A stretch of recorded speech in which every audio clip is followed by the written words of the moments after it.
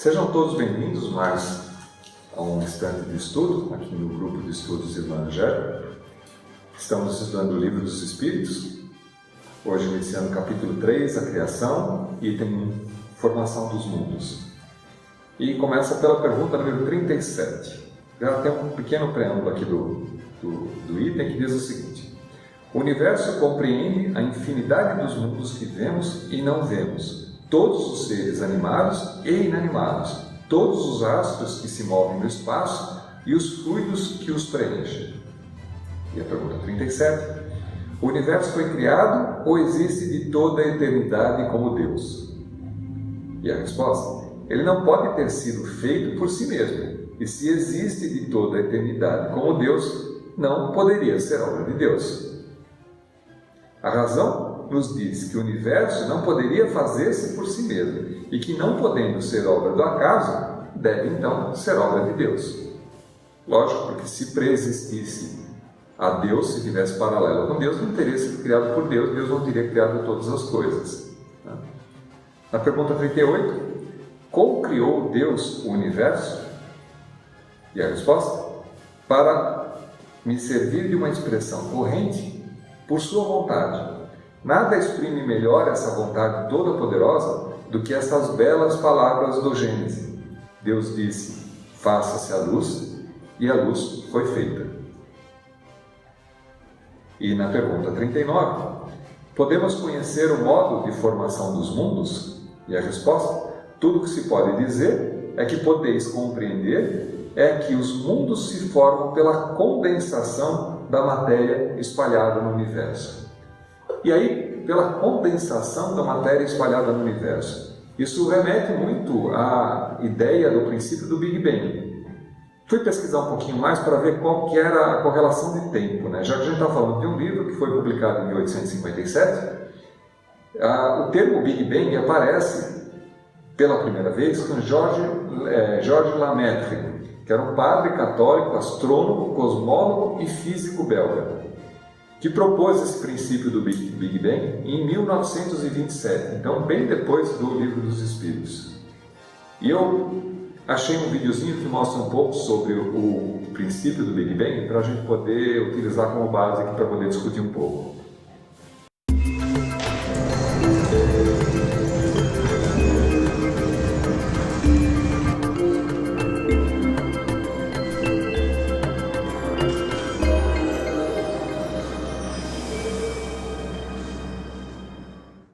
Big Bang foi o nome dado a um provável evento que ocorreu há cerca de 13,7 bilhões de anos atrás, segundo os nossos modelos atuais. De um modo mais amplo, ele representa uma teoria que explica a origem e o desenvolvimento do universo. Apesar da expressão Big Bang ser traduzida como grande explosão, a coisa toda é um pouco mais complexa, porque o espaço e o tempo também surgiram nesse evento. A expansão do universo não se deu como uma explosão comum. Os primeiros instantes de existência do universo foram fundamentais para o seu desenvolvimento e ocorreram de uma maneira muitíssimo rápida para os nossos padrões de medidas de tempo. Logo depois do Big Bang, seguiu-se uma curta, mas significativa inflação com aumento rápido do tamanho do universo. Inicialmente, aconteceu uma era de radiações, seguida por uma era de dominação da matéria.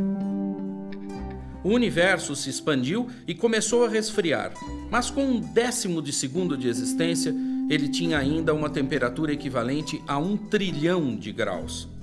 Foi a partir daqui que surgiram as partículas que resultaram depois nos átomos de hidrogênio e hélio. Já estávamos pelo 3º minuto de vida do universo. Depois disso, o resfriamento continuou e a rapidez das transformações diminuiu.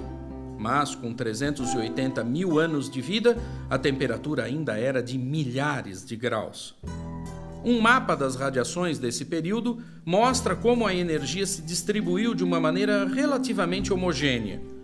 Os átomos formaram grandes massas gasosas e delas surgiram as primeiras estrelas, galáxias e as grandes estruturas do universo.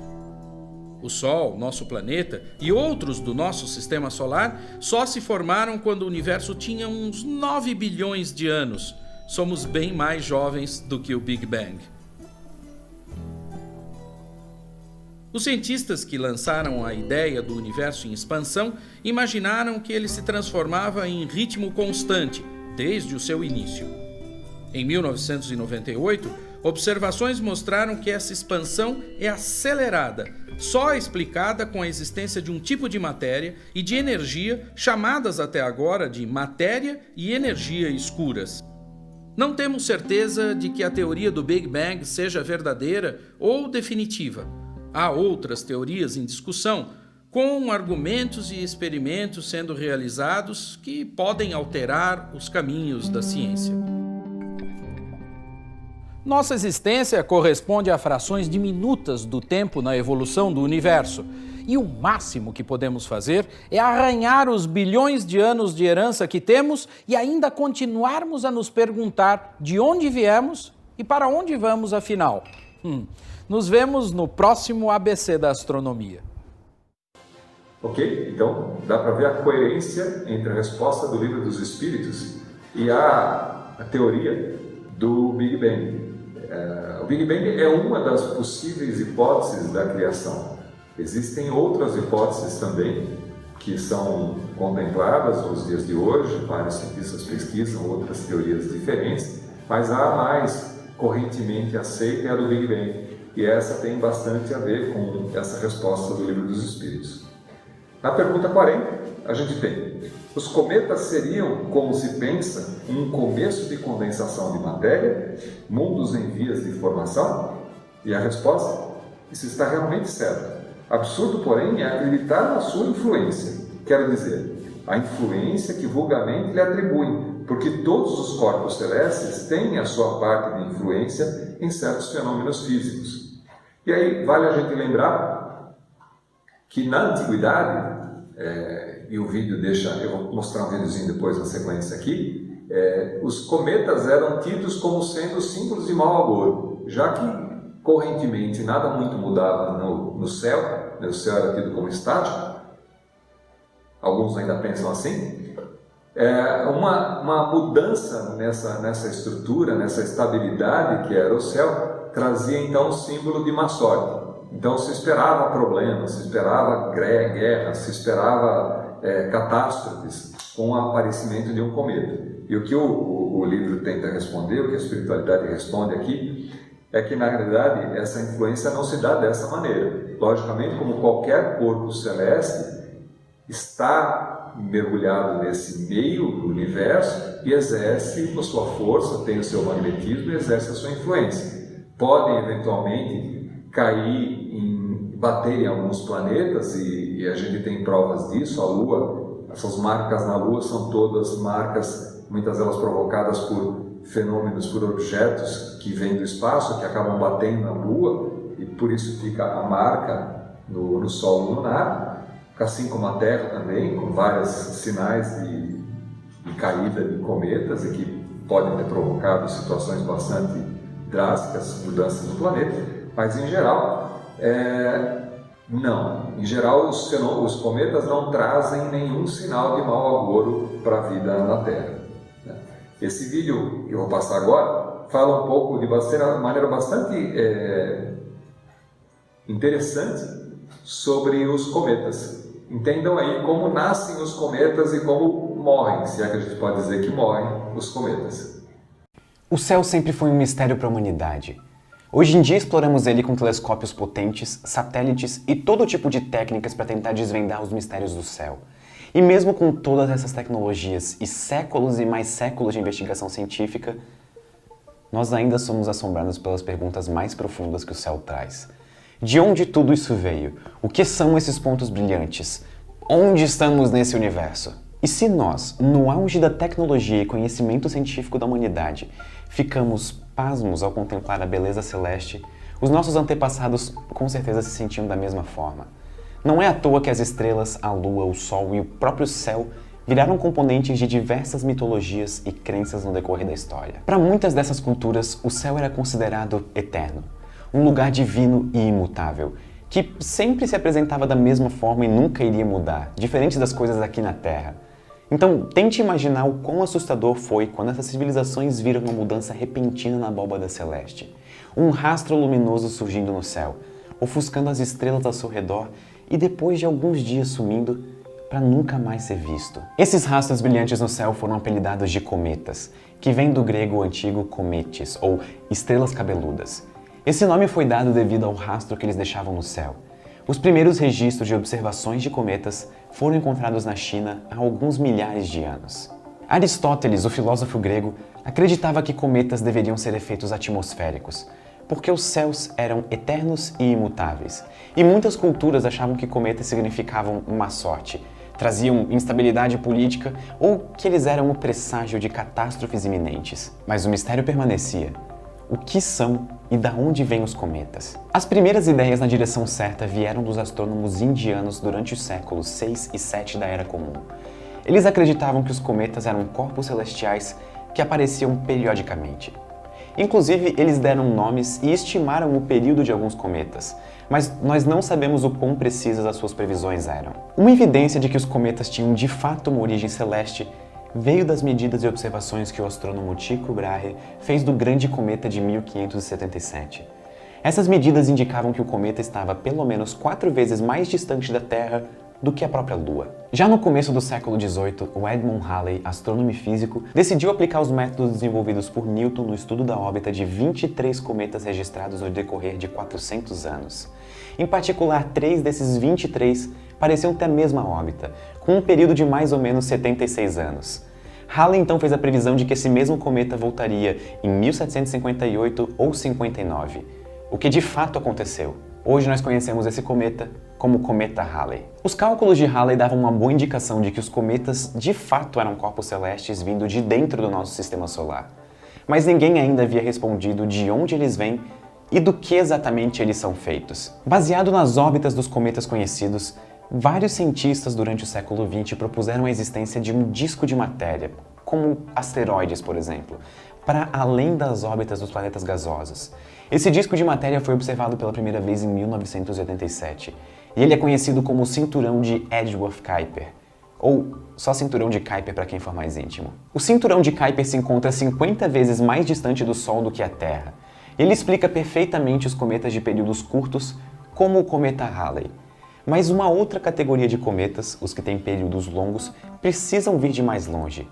Isso indica a existência de um outro aglomerado de matéria ainda mais distante, a nuvem de Oort, que se encontraria entre 2.000 e 200.000 unidades astronômicas do Sol. Isso resolve o da onde vêm os cometas, mas ainda restam alguns mistérios. Do que são feitos os cometas? Por que eles têm uma cauda? E por que às vezes eles têm 2 caudas? A primeira proposta para a explicação da cauda do cometa foi feita por Immanuel Kant, o filósofo. Ele sugeriu que os cometas fossem feitos de algum material volátil, e quando os cometas se aproximam do Sol, esse material evapora, formando a cauda. Ele estava basicamente correto.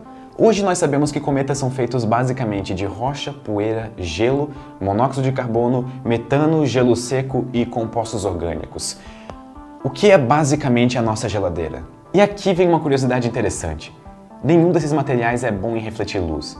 Então, por mais que os cometas sejam famosos por brilharem no céu, eles só refletem 7% da luz solar que incide sobre eles, o que torna eles alguns dos corpos mais escuros do sistema solar. A maior parte dos cometas não vai ser visível da Terra, e os que vão ganham um nome especial, grandes cometas. Por exemplo, o cometa Halley. Vamos agora acompanhar uma passagem de um cometa. Começamos no cinturão de Kuiper, onde acompanhamos uma pedra de gelo e gases em uma órbita tranquila e quase circular, distante do Sol, que é quem poderia evaporar todo o seu gelo. Até que então o cometa passa perto de Netuno ou algum outro grande planeta gasoso, e a atração gravitacional desse gigante tira o cometa da sua órbita tranquila e joga ele em direção ao centro do sistema solar. Enquanto ele cai em direção ao centro do sistema solar, a luz do Sol começa a esquentar a superfície do cometa. O seu gelo, como consequência, começa a evaporar, e com isso os gases e poeira são ejetados. Além disso, a pressão de radiação da luz do Sol empurra a poeira e os gases na direção oposta. Isso cria uma faixa enorme de gases atrás do cometa. E essa é a primeira cauda do cometa, a cauda de poeira. Essas caudas podem ser enormes, com mais de 150 milhões de quilômetros de comprimento. Por isso que algumas delas são tão fáceis de ver aqui da Terra. A cauda é inicialmente formada por poeira, vapor e gases, que refletem a luz solar e brilham. Mas chega um momento em que os gases na cauda são ionizados pela luz do Sol. Isso significa que os elétrons são removidos das órbitas atômicas, e então ficamos com um gás carregado na cauda. A parte da cauda que está eletricamente carregada é afetada pelos campos magnéticos do Sol e dos planetas e começa a se mover em uma direção diferente da cauda original por conta disso.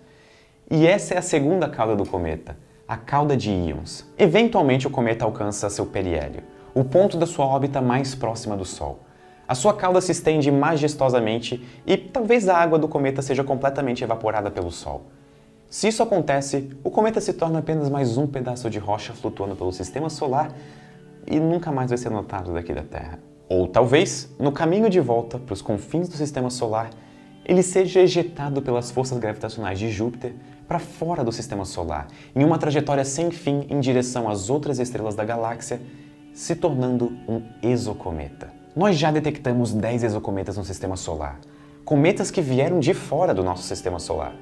Isso indica que talvez eles sejam comuns à nossa galáxia. Ou ainda, é possível que o cometa alcance o seu afélio, o ponto da sua órbita mais distante do Sol, sem grandes complicações.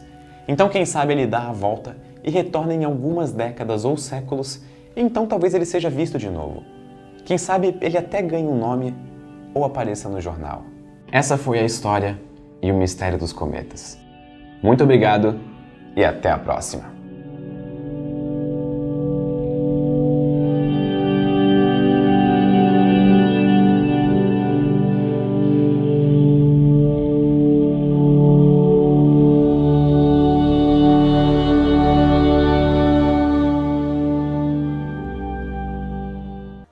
Na pergunta 41, um mundo completamente formado pode desaparecer e a matéria que o compõe espalhar-se de novo no espaço? E a resposta? Sim, renova os mundos assim como renova os seres vivos. E aí é uma questão interessante. Tem um livro que eu gosto bastante, chama Breve História de Quase Tudo, de Bill Bryson. E eu peguei um trecho do livro aqui para a gente ler um pouquinho e fazer algumas referências aqui. Esse livro Breve História de Quase Tudo é uma coletânea, é ciência para leigo. Então é a ciência traduzida de uma maneira que o leigo que a gente consiga entender sem ter profundos conhecimentos da ciência. E ele faz algumas explicações bastante interessantes aqui sobre esse aspecto. Ele diz assim: a Terra assistiu a 5 episódios de extinção em grande escala durante a sua existência. O Ordoviciano, no Devoniano, no Permiano, no Triássico e no Cretáceo, nessa ordem, e alguns outros muito menores. As extinções do Ordoviciano, 440 milhões de anos atrás, e do Devoniano, 365 milhões de anos atrás, exterminaram cada uma cerca de 80 a 85% das espécies que existem aqui no planeta. Bastante, né? Quase toda a vida que foi extinta. As extinções do Triássico, que aconteceu há 210 milhões de anos atrás, e do Cretáceo, há 65 milhões de anos atrás, exterminaram cada uma de 70 a 75% das espécies existentes no planeta. Cada uma delas. Mas a maior de todas foi a do Permiano, há 245 milhões de anos aproximadamente, que pôs fim ao longo reinado dos dinossauros. No Permiano, pelo menos 95% dos animais foram extintos. Se aceitarmos a estimativa comum de que a Terra produziu até hoje 30 bilhões de espécies de animais e a afirmação de Richard Leakey e Roger Levin do The Sixth Extinction, a sexta extinção, de que existem 250 mil espécies de animais no registro fóssil, a proporção fica reduzida a apenas uma espécie a cada 120 mil espécies. Em ambos os casos, o que possuímos é uma amostra minúscula de toda a vida que a Terra já gerou. Então, como diz o Livro dos Espíritos, a vida na Terra, ela dá lugar a renovações constantes. Nós como humanidade, estamos aqui na Terra há pouco tempo, considerado o tempo de história da Terra, estamos aqui há pouquíssimo tempo. E a vida na Terra vai trocando, vai sendo substituída, vai sendo elaborada, é um laboratório onde a espiritualidade vai se manifestando de maneira a estabelecer e desenvolver novas espécies, novas formas de vida, para que a inteligência se desenvolva, se manifeste. Então é bastante comum, e esse livro deixa isso bastante claro em vários aspectos, a Terra passa por processos de mudança muito grande. A Terra é um organismo vivo. Ela passou por vários processos de extinção, já passou por vários processos de remagnetização ou desmagnetização. A mudança dos polos é uma coisa que acontece a cada 800 a 800 mil anos. Então é normal que esse processo aconteça. E cá para nós, esse processo a gente já está beirando os 800 mil anos, então estamos próximos de um processo de mudança do polo magnético da Terra, e cada vez que isso acontece um problema de um grande dilúvio, porque existe o derretimento das calotas polares, e com esse derretimento aumenta o nível de água no mar, e com isso pode passar por uma era glacial, porque tudo depois se congela. Existe uma mudança climática muito grande que acontece, e isso sem considerar os efeitos que o homem causa no planeta. A gente fala hoje muito sobre os efeitos que o homem causa no planeta, da maneira como a gente trata a natureza, e isso é verdade, a gente causa um certo impacto, mas a própria natureza também tem a sua maneira de se desenvolver. Isso está dentro das leis divinas, isso está dentro do propósito normal, não é uma coisa que passa despercebido por Deus, porque senão Deus não seria Deus. Então tudo isso está dentro do complexo da vida no planeta, e a gente também não precisa se preocupar com isso, porque afinal de contas somos criaturas, somos seus filhos, e estamos aqui durante um tempo para o nosso desenvolvimento espiritual. A Terra não é a nossa única morada, existem várias outras moradas. Ninguém garante que continuaremos a nossa existência como espíritos milenares e imortais nesse único planeta. A gente pode sair daqui e continuar a vivência em outros planetas, sempre sob a guarda e sob a orientação de Deus e do nosso desenvolvimento e da espiritualidade maior, que cuida de todos esses aspectos. Então nada disso é despercebido e está fora dos processos divinos. Tudo faz parte da lei divina. Pergunta 42. Saberemos a duração da formação dos mundos, da Terra, por exemplo? E a resposta? Nada que posso dizer a respeito, porque somente o Criador o sabe, e bem pouco seria quem pretendesse sabê-lo, ou conhecer o número de séculos dessa formação. Bom, a gente como ciência já evoluiu um pouquinho mais, existem algumas estimativas desse processo, né? O que se estima hoje, que os cientistas têm informação, é que o Big Bang deve ter acontecido há 13,3 ou 3,9 bilhões de anos atrás. A formação do sistema solar aconteceu há 9 bilhões de anos. Então, mesmo desde a formação do Big Bang, 14 bilhões de anos atrás, só depois de um certo tempo, há 9 bilhões de anos, é que começa a formação do sistema solar. E a gente depois segue nesse princípio. A vida, quando a gente fala da vida humana na Terra, a gente tem aqui, deve ter aproximadamente uns 600 mil anos, a espécie humana, um pouco menos, entre as várias espécies. Então, é pouquíssimo tempo que estamos aqui nesse planeta, dentro do tempo da formação. Eu separei aqui um videozinho também sobre a origem do planeta Terra, para a gente dar uma olhada, tá? Dá uma olhada aí. Precisamos voltar no tempo, ao momento em que a Terra nasceu. Só assim poderemos montar o quebra-cabeça da incrível história do nosso planeta e descobrir por que tudo isso e todos nós estamos aqui. Construindo o planeta Terra. Versão brasileira, Bravo Studios.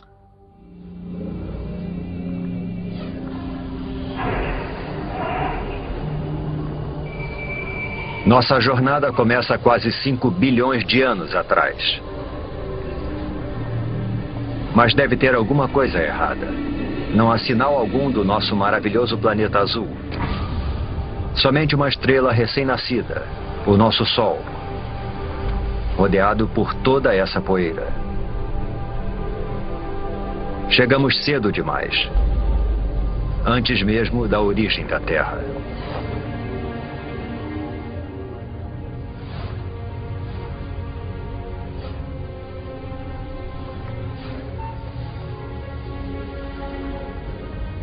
Se avançarmos no tempo, poderemos ver a gravidade puxando a poeira para dentro de minúsculas rochas. Parece quase impossível que algo tão complexo como um planeta seja formado por nada mais que poeira e rochas.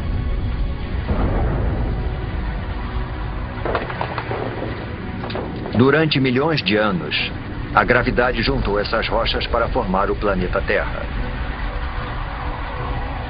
Um dos pelo menos 100 planetas que orbitam o Sol.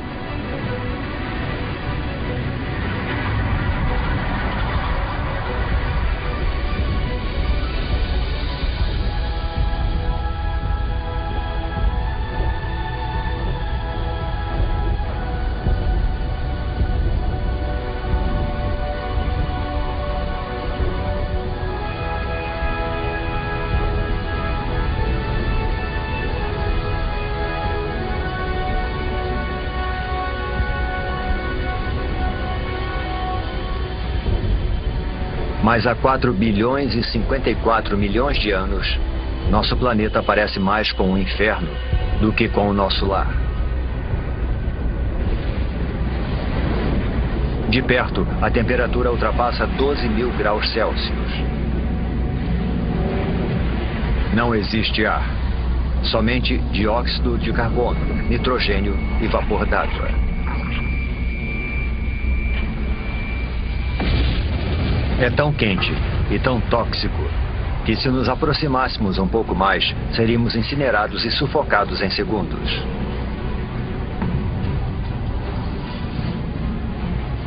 O planeta recém-nascido é uma esfera de magma em ebulição. Superfícies sólidas praticamente não existem, somente um oceano infinito de lava.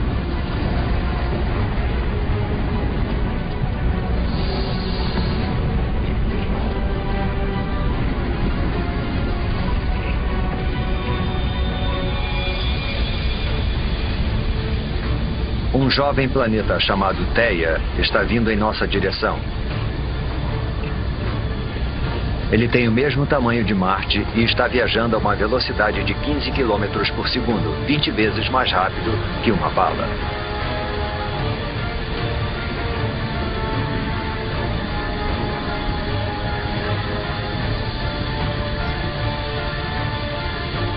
A gravidade do planeta intruso está deformando a superfície da Terra.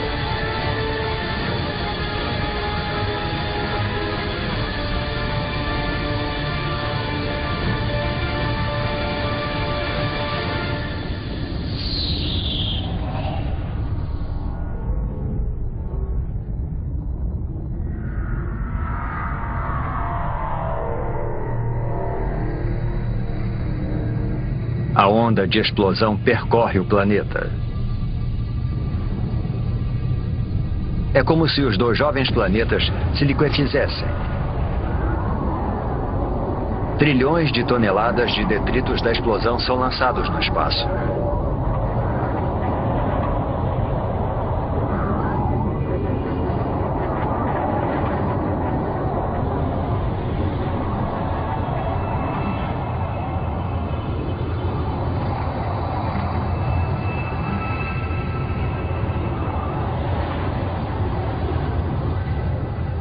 Mas ao longo de apenas 1000 anos, a gravidade faz a sua mágica e transforma a massa de detritos em um anel de poeira e rochas quentes e avermelhadas que passa a circular a Terra.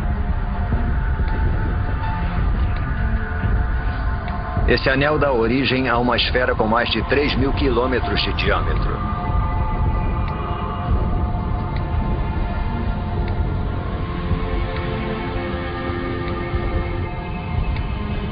Estamos presenciando o nascimento da nossa Lua. Está muito mais próxima do que da Lua que conhecemos, a apenas 22.000 quilômetros de distância, em vez dos cerca de 400.000 quilômetros. E agora, para finalizar, e mais efeito ainda de curiosidade, eu vou passar um videozinho que fala sobre, afinal, que formato a Terra tem. Não, eu não estou falando que a Terra é plana. É só para a gente poder identificar e trazer alguns aspectos sobre a discussão da Terra. Pouco tempo atrás, houve uma publicação de alguns cientistas com uma exemplificação do formato da Terra, e era o formato da Terra sem a água, e parecia uma pedra bastante grotesca, e aquilo era bastante chocante. E aí esses cientistas agora, de um canal de nerdologia, explicam um pouco porque ela é mais esférica do que esse formato que se esperava, mas ainda assim não completamente redonda como se imagina, por conta dos picos e dos vales e dos afundamentos que tem nos mares. E é bem interessante, dá uma olhada aí, é bem interessante. Vamos ficar por isso. Na semana que vem a gente volta então com mais um pedaço, mais um trecho do estudo do Livro dos Espíritos. Até lá, fiquem com o filme.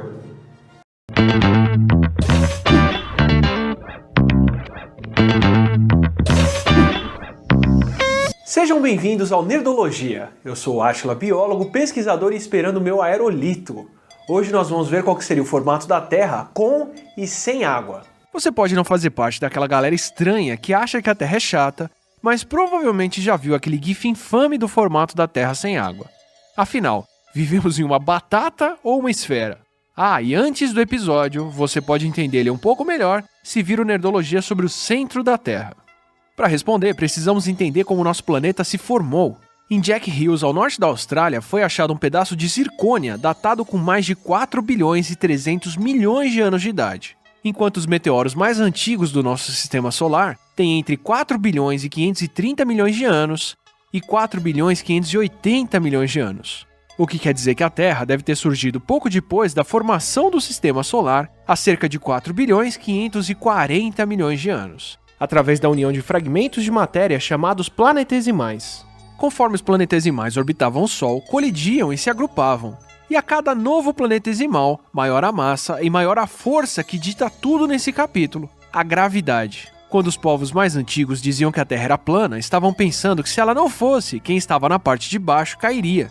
Ignoravam justamente o que dá o nosso formato, a gravidade. A cada colisão de um planetesimal, mais planetesimais eram atraídos e mais força comprimia qualquer matéria que caísse aqui liberando calor. Além disso, parte do material que foi atraído para cá são elementos radioativos como urânio, e o decaimento deles liberou provavelmente mais da metade do calor do nosso planeta. Essa energia toda derretia o material que formou a Terra, por isso no princípio não havia uma superfície sólida. Se você já viu um dos vídeos da Estação Espacial Internacional, já viu que a água líquida tende a se manter unida por causa da atração entre os seus átomos carregados, fazendo uma esfera. E como a gravidade também atua igualmente de cada lado, nosso planeta ganhou o mesmo formato, uma esfera. Qualquer corpo celeste feito de rochas com mais de 600 km de diâmetro tende a ter o mesmo formato esférico por causa da gravidade. E como Steven Weinberg conta em Para Explicar o Mundo, ainda em 500 a.C., os gregos já haviam deduzido que a Lua era iluminada pelo Sol e que o eclipse lunar acontece quando a Terra entra entre o Sol e a Lua. Além de repararem que as estrelas no céu mudam de acordo com onde estamos e que os navios apareciam no horizonte com o mastro primeiro, sinais de que estamos olhando do alto de uma esfera e não em um plano. Mas a Terra não é uma esfera perfeita. Como damos uma volta a cada 24 horas, a força centrífuga faz com que ela se achate um pouco nos polos. Nosso diâmetro de norte a sul é de 12.713,6 km, enquanto o diâmetro no Equador é de 12.756,2 km, um pouco mais de 40 km mais larga na pancinha, além das irregularidades. Nós temos a Fossa das Marianas como o ponto mais baixo da superfície a quase 11 km de profundidade, e o Everest como o mais alto, a mais de 8,8 km de altura, o que dá uma superfície com menos de 2 partes em 1000 de diferença, mais regular do que uma bola de basquete ou uma bola de bilhar. Mas por que não temos montanhas mais altas do que o Everest? Marte tem o Monte Olimpo, um vulcão com 22 km de altura e com uma base tão larga que já havia sido visto por telescópios aqui da Terra. Mas como o Ponto em Comum já explicou, a falta de movimento tectônico em Marte deixou o fluxo de lava se acumular todo em um ponto com quase 3 vezes mais altura do que o nosso Monte Everest, em um planeta que tem quase 3 vezes menos gravidade do que a Terra. Quando a crosta da Terra se formou e passamos a ter as placas tectônicas mais sólidas, a litosfera, nosso formato não era mais uma esfera uniforme. O deslocamento das placas pode fazer enrugamentos como os Andes, que já explicamos no Nerdologia sobre a formação de montanhas. Mas existe um limite para a altura que uma montanha pode ter. Uma montanha se forma em cima da crosta terrestre, que flutua, ou quase, sobre o topo do manto, a astenosfera, que se comporta como um líquido. Ou seja, se mais matéria se acumula na litosfera, ela afunda mais. Podemos trapacear nesse limite de massa se o acúmulo for rápido, como foi nos Himalaias. Mas a tendência é que ao longo de milhões de anos a crosta abaixo afunde e as montanhas fiquem mais baixas. Até o acúmulo de gelo na última era do gelo afundou alguns pontos do planeta que estão subindo agora que ela acabou. Alguns lugares no norte do Canadá e no norte da Europa ainda sobem mais de 10 centímetros por ano. Por isso, Marte, com menos gravidade, pode ter montanhas mais altas. E é essa variação de massa na crosta da Terra que causa pequenas variações na gravidade do nosso planeta. Variações que já foram medidas por satélite e geraram um modelo chamado de geoide. Justamente os modelos geoides, como o da Agência Espacial Europeia, com escala bem exagerada, que circulam em boatos falando como a Terra seria sem os oceanos. Como Phil Plait conta no ótimo Bad Astronomy, o que esses modelos simulam é onde mais água seria acumulada se o planeta fosse inteiro coberto por um oceano, justamente onde há mais gravidade, como nos Andes. Mas essa diferença é exagerada no gráfico. Se você checar o original, verá que a escala era de 80 metros de altura de diferença, muito menos que a variação real da superfície da Terra, que é bem mais esférica do que isso. E se você achava que eu ia discutir se a Terra é plana, para quem ignora a gravidade e o conhecimento que já temos há milhares de anos, ou não se dá o trabalho de colocar uma câmera em um balão de hélio e ver por conta própria qual o formato da Terra, não vai ser o Nerdologia que vai ajudar.